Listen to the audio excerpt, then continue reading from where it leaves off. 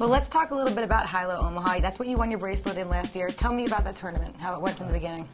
That tournament went, it started out pretty well. You just kind of got to be slow, and when we were kind of around the money bubble, I was kind of short, and I had a few chances where I could have busted out, but ended up catching the right cards and ended up to build a nice little stack and was able to put a lot of pressure on. Just when we were down to like 27 on, I was able to put quite a bit of pressure and accumulate a lot of chips, and ended up being quite a sizable chip lead at the final table. Well, what's the best way to play a short stack if you're playing Omaha 8 or better?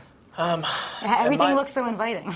In my mind, I like to play mostly hands that are two-way hands, because at least gives you a shot to at least be getting a half or a quarter of the pot to still stay alive, and I think staying alive is huge in that game. And that's one of the games where you really can have one chip left and survive for a long time, just because you're sitting it in there with a ace, deuce, XX even, and just so many times you're going to get at least a quarter of the pot, and a lot of times it's multi-ways. So I like to try to I would rather have like an ace, king, deuce, 5 or some sort of hand like that than I would like an ace, ace, king, jack, just because that hand is only playing for one way. And granted, you may get it that one way, but a lot of the times so you keep someone's going to hit two pair. And then having the low, I mean, this is when you're really short. I mean, it just gives you so many chances to at least get half the pot.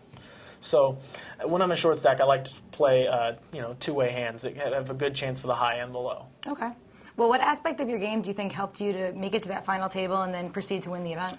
I play a lot of High-Low Omaha, so I think my strategy is pretty well. I do pretty well in strategy for that game. What's your basic strategy? Do you have a basic strategy? Well, I try to play, I started out, when I first started playing, I like to play, it's hard to say a general strategy. Yeah, absolutely. But when I started, it was like I tried to play three-way nut hands, which like an ace deuce or an ace 3 are like a nut hand, and a suited ace would be a nut hand, and then like ace ace or ace king would be a nut hand.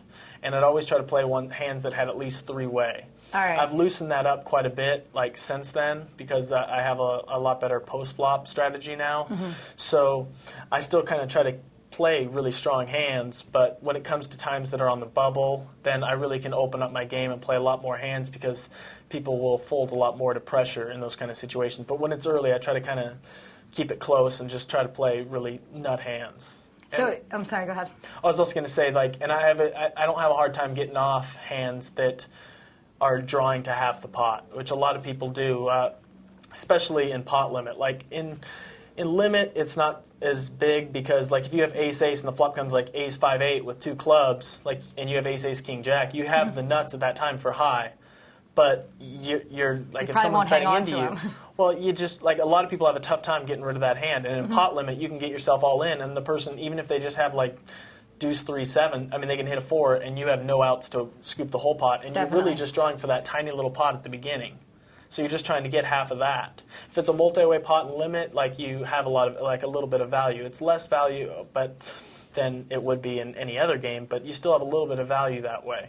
But in pot limit, you really just got to fold to any sort of bet on the flop, just and get rid of it, and just say, hey, I had the very best high hand, but that's all I had. Well, what about if you have a really good drawing hand? At what point should you not continue drawing to it if it's a limit and there's a lot of Probably when bets? you miss. If you have a really big drawing hand, you probably would just wait till you miss. Yeah, but you should keep calling down to the river, you think? Oh, for sure. In limit, for sure. If you have a big drawing hand, you always want to be drawing. I mean, it has to be drawing to the nuts. Yeah. You don't want to be drawing to. You don't want to just have an ace deuce king queen and the flop comes 3-8 jack, and then someone's betting and you call. I mean, a lot of times they're going to have ace deuce 8 or ace deuce jack, and they're going to have a pair and the low draw, and you're just going to be drawn to a quarter.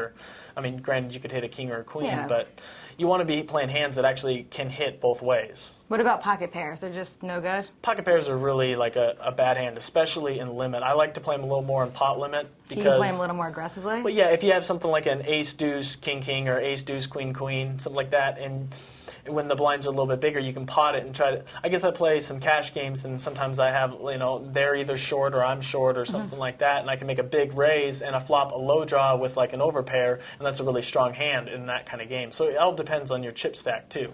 You don't want to be getting in too much, but in a cash game, it doesn't matter. If you bust, you just rebuy. And you want to put a lot of pressure with those kind of hands. And if you're at that kind of stack, or if, more importantly, or even better would be if they're at that kind of stack where you can get them to call a large pre-flop raise, and then you flop two low cards plus your overpair, it can be a strong hand to kind of put them to a situation. In limit, it's a little bit different. You might want to be betting, but you kind of got to be a little more timid, because I mean, you can bet, but when they raise, you don't want to really be re-raising because it's one pair. Thank you very much for coming by today, Scott. No problem. Thank you.